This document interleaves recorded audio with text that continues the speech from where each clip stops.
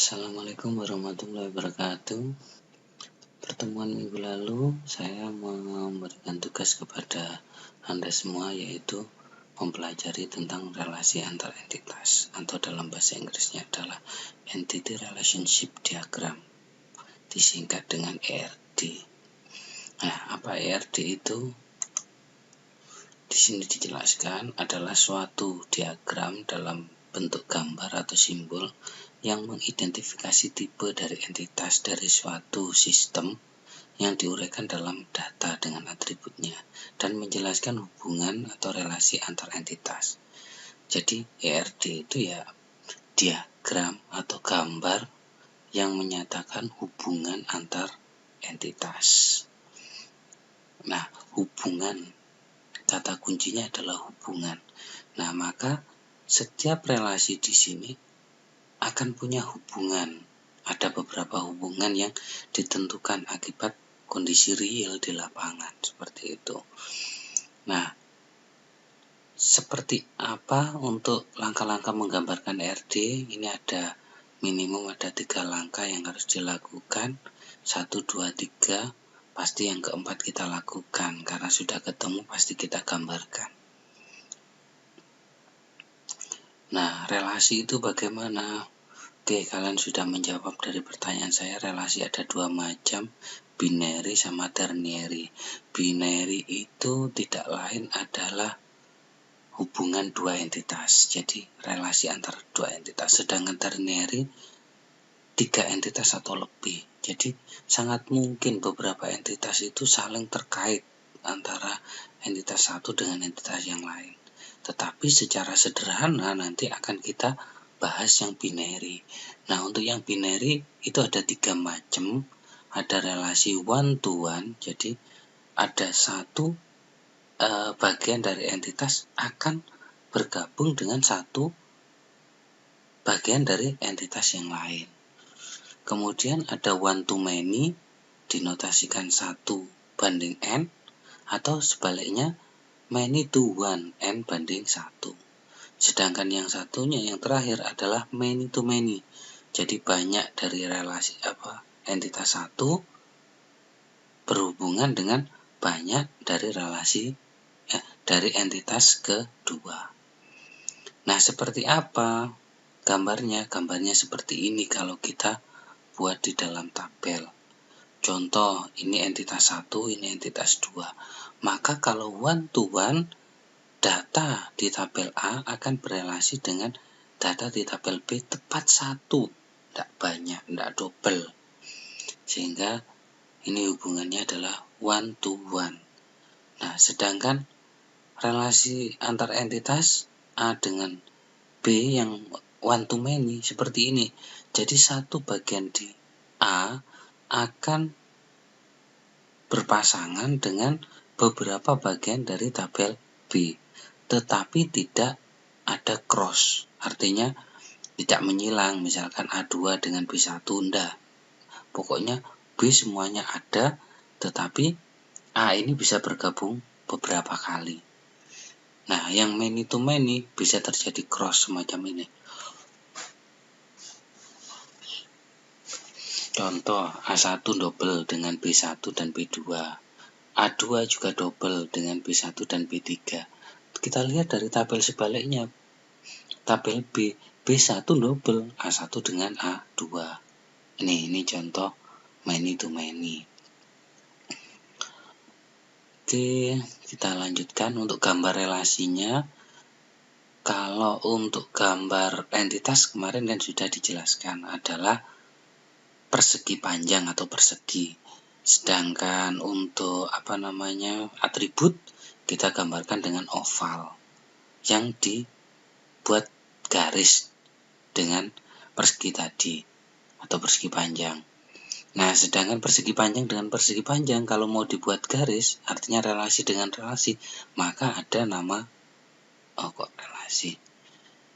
Entitas dengan entitas, persegi panjang dengan persegi panjang, entitas dengan entitas, maka dihubungkan dengan relasi ini, yaitu segi 4. Nah, untuk relasi kuat dengan relasi kuat, hubungannya adalah dengan segi 4 seperti ini. Tapi kalau entitas kuat dengan entitas lemah digambarkan dengan yang C.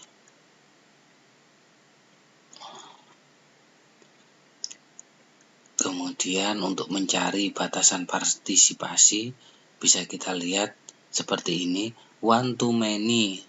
Contoh, beberapa pegawai bekerja pada satu departemen, tetapi pegawai tidak double di departemen, hanya beberapa pegawai di satu departemen. Maka seperti ini, pegawai satu departemennya beberapa kali, seperti itu. Jadi istilahnya ngisi satu pegawai departemen, pegawai kedua departemen yang sama. Nah ini makanya one to many, jadi satu di pegawai, many di departemen. Jadi kebalikannya sebenarnya. Kalau ini tadi kan departemennya banyak, pegawainya banyak, departemennya satu. Iya memang gitu kan, kalau kita membuat tabel relasi, tabel tadi seperti di sini ini kalau membuat tabel ini. Nah makanya dikatakan ini kan tadi departemennya satu, kemudian pegawainya banyak. Nah ini relasi one to many, jadi departemennya satu, pegawainya yang banyak. Oke, ini maka digambarkan satu banyak, one to many. Kemudian untuk batasan-batasan itu bisa dilihat di sini.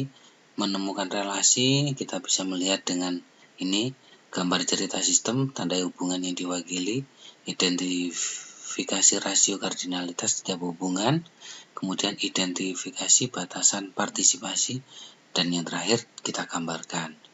Nah, langkah-langkahnya ini bisa dibaca ya, sedetail mungkin. Nah, hubungannya kayak gini, ada entitas pegawai dengan pegawai. Ada hubungannya enggak? Ada ini ya. Oh, pegawai kan pengawas gitu ya, dengan pegawai. Jadi pegawai akan memimpin pegawai yang lain. Sebaliknya, pegawai akan dipimpin oleh pegawai yang lain. Ini jadi hubungannya timbal balik, istilahnya dibalik aja sebenarnya. Depan sama belakangnya dibolak-balik. Begitu juga pegawai dengan departemen. Ini pegawai bekerja untuk departemen. Departemen terdiri dari beberapa pegawai. Nah, ini saling bolak-balik. Kemudian untuk hubungannya banyak sedikitnya bisa dibuat menjadi rasio kardinalitas semacam ini. Pegawai memimpin pegawai. Jadi satu pegawai memimpin banyak pegawai.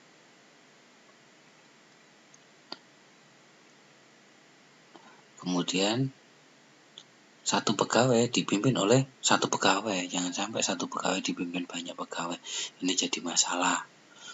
Kemudian dari cerita, pegawai bekerja untuk satu departemen. Tapi satu departemen terdiri dari banyak pegawai. Pegawai mengepalai departemen. Tapi departemen dikepalai pegawai. Pegawai bekerja pada beberapa proyek. Satu proyek terdiri dari beberapa pegawai. Nah, kemudian departemen mengatur proyek. Jadi satu departemen mengatur banyak proyek, tapi satu proyek diatur oleh satu departemen karena proyek ini di bawahnya departemen. Terus ini pegawai menanggung. Satu pegawai menanggung banyak tanggungan, tapi satu tanggungan ditanggung oleh satu pegawai. Nah, dari sini kelihatan one to many atau many to many itu kelihatan dari banyak partisipasi yang ada. Maka dapat dituliskan contohnya ini ya, departemen dengan pegawai. Ini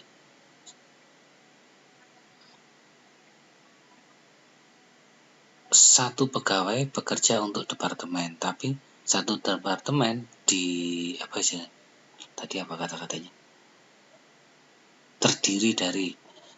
dari banyak pegawai. Maka hubungannya karena ini satu-satu, maka departemen satu, pegawainya banyak, one to many. Begitu yang lain, maka bisa dituliskan seperti ini, 0N01. 0 ini artinya bisa terjadi tidak ada. Contoh, pegawai memimpin pegawai. Kan ada yang tidak memimpin karena anak buah. maka 0,n.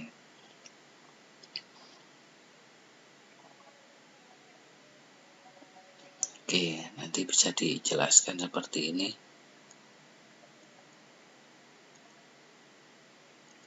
Ini tadi ya, 1 maka jadi kayak gini, 1 too many. Maka secara complicated kita gambarkan ERD-nya jadi seperti ini. Nah, ini ya, pegawai dengan tanggungan, maka pegawai menanggung tanggungan. 1 too many, seperti itu. Kemudian pegawai dengan departemen, bekerja untuk departemen, maka 1 too many. Terus pegawai mengepalai departemen, 1 to 1 ya. Jadi satu pegawai akan mengepalai satu departemen, atau 0 di sini, 01.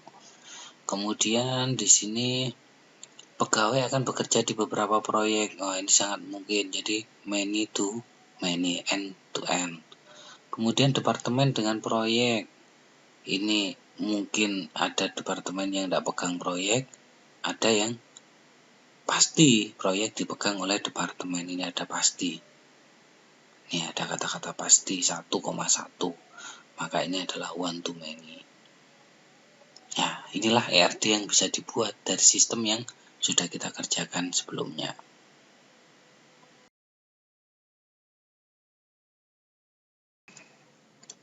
Nah, untuk selanjutnya kita akan tambahkan. Setelah kita dapatkan ERD, kita akan buat suatu relasi tabel. Nah, jadi kita ubah jadi dari entitas kita rubah menjadi tabel. Karena basis data kita isinya sebenarnya adalah tabel. Maka fokus kita juga menuju ke tabel. Nah, dari data tabel inilah kita nanti akan bermain menjadi database tersebut.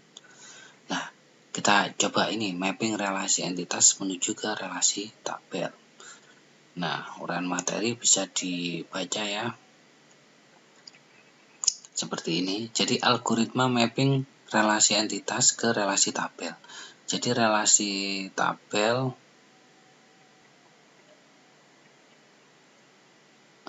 nah langkah-langkahnya ada beberapa ini ya. Yang pertama, wajib hukumnya harus tahu setiap entitas kuat maka akan menjadi tabel dengan menyertakan seluruh simple atribut. Jadi semua atributnya kita masukkan.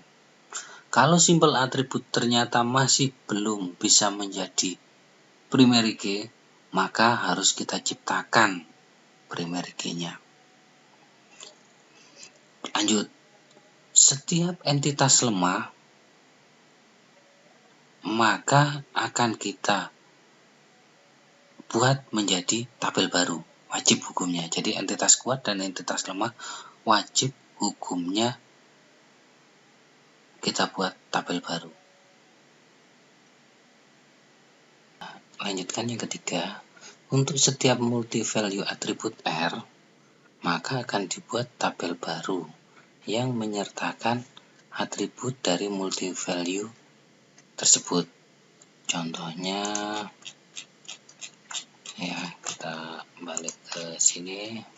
Nah, ini multi value. Jadi ini contoh ya.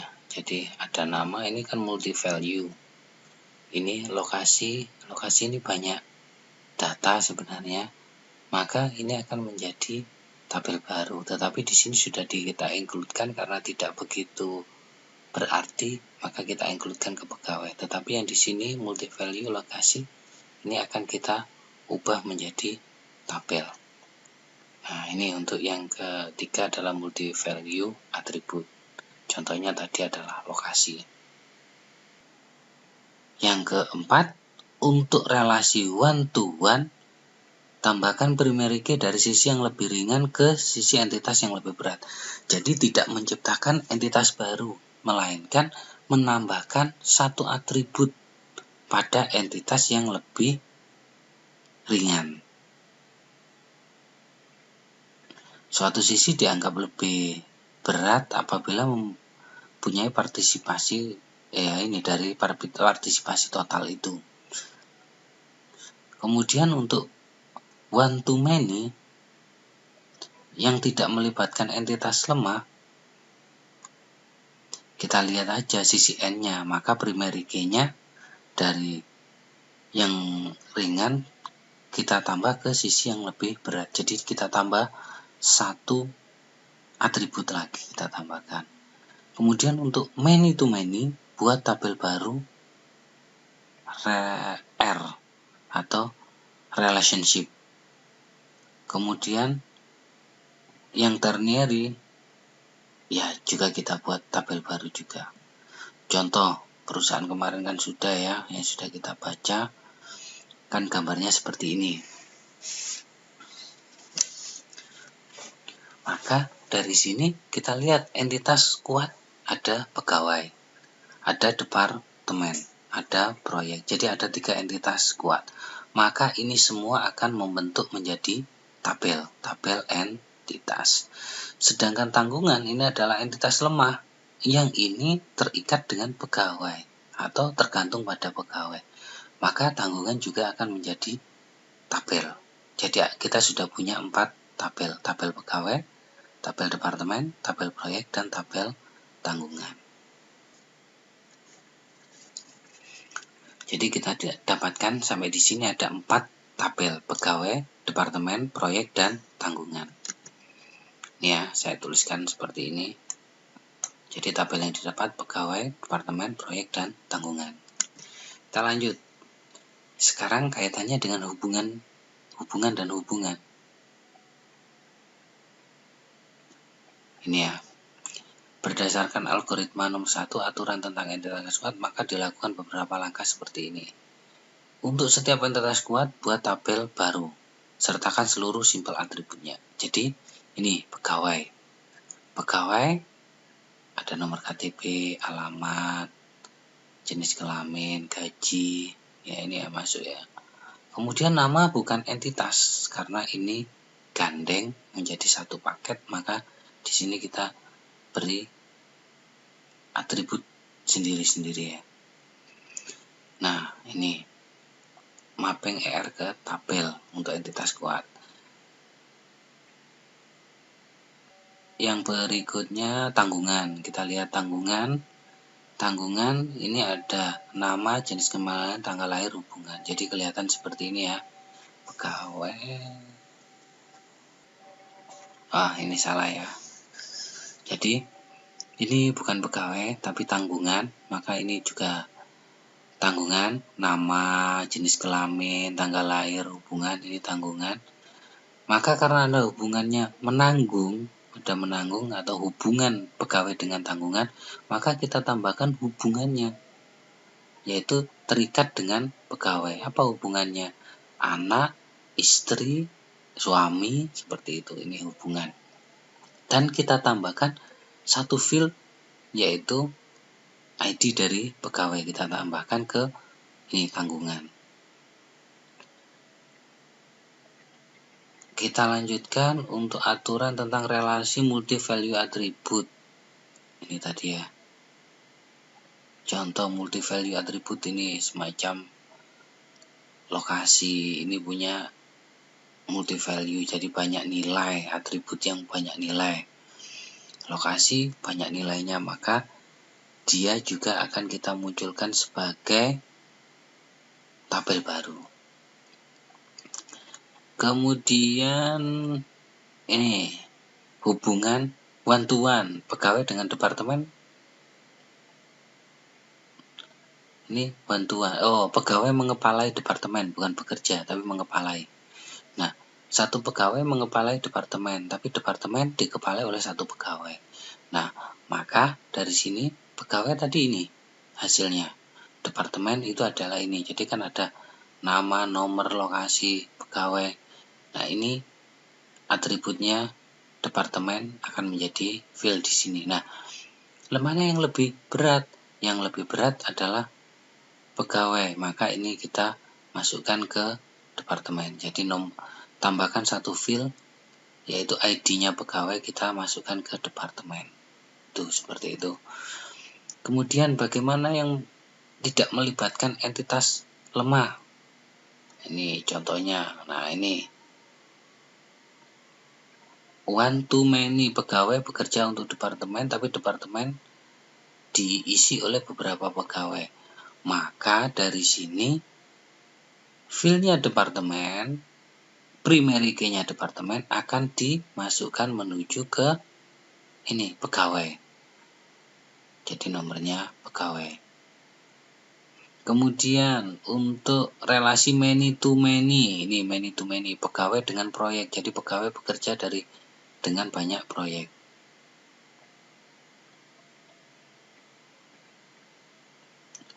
Kalau pegawai bekerja pada banyak proyek, maka di sini pegawai akan bekerja di beberapa proyek juga terdiri dari beberapa pegawai. Maka karena many to many muncul tabel baru. Jadi pegawai dengan proyek dengan primary key-nya masuk, primary key-nya masuk. Ini primary key yang dikasih garis bawah adalah primary key. Kemudian untuk ternary key, jadi yang berhubungan dengan banyak contoh yang berbeda dengan di situ.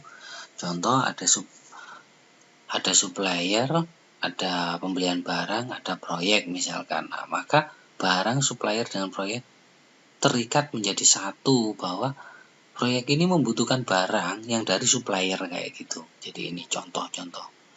Maka akan muncul ini tabel baru, yaitu tabel supply dengan kode supplier, kode proyek, dan kode barang, jumlah barang pastinya nanti. Nah, maka nanti kalau dibuat tabel seperti ini tabelnya. Ya, menjadi tabel semacam ini. Jadi ada tabel tanggungan, tabel pegawai, bekerja pada proyek, lokasi departemen, dan departemen. Ini, kalau lokasinya simple, ya kita buang kemarin. Tapi kalau tidak simple, bisa kita masukkan. Jadi yang kita bisa lihat sebenarnya adalah tanggungan, pegawai, bekerja pada proyek, dan departemen. Ini ada 1, 2, 3, 4, 5. Jadi minimum ada 5 tabel yang bisa kita dapatkan. Dengan fill-nya tabel atau header-nya tabel adalah ini, nama-nama ini.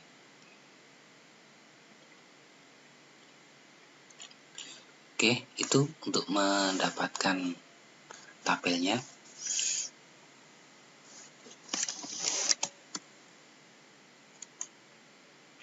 Oke, dari contoh pegawai ini, maka kalau kita buat tabel akan jadi seperti ini. Tabel pegawai. Kita lanjutkan, ada NIP, nama depan, inisial,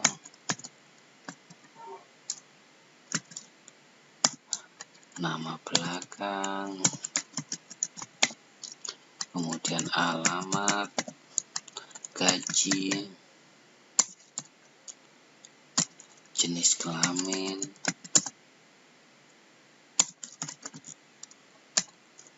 NIP kepala,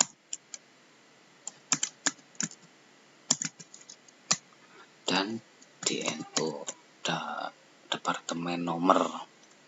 Maka akan menjadi tabel yang semacam ini. Nah, nanti kalau dibuat tabel seperti ini. Jadi tabel pegawai ada NIP, nama depan, inisial, nama belakang, alamat, gaji, jenis kelamin, NIP kepala, dan DNO. Ini untuk nama pegawai. Jadi tugas Anda membuat tabel yang seperti ini, 2 baris saja di sini ya, atau 3 ya. Jadi NIP 1, 2, NIP 1, 2. Nah, jadi cukup ini membuat tabel ini, tulis saja tabel pegawai isinya ini. Terus ada tabel tanggungan, tulisannya ini, bekerja pada, tulisannya ini, progres proyek, tulisannya ini, departemen, tulisannya seperti itu ya. Oke, itu tugas Anda untuk hari ini, yaitu membuat tabel semacam ini Jadi membuat tabel yang kayak gini. Jadi tugas Anda membuat tabel semacam ini dari masing-masing entitas yang sudah kita dapatkan, yaitu ada pegawai, departemen, proyek, tanggungan, dan satu lagi bekerja pada. Nah, ini ada 5 tabel yang bisa kita dapatkan dari relasi ini. Silahkan Anda buat bentuk tabelnya dan dikumpulkan. Terima kasih, ini saja dari saya. Saya akhiri. Assalamualaikum warahmatullahi wabarakatuh.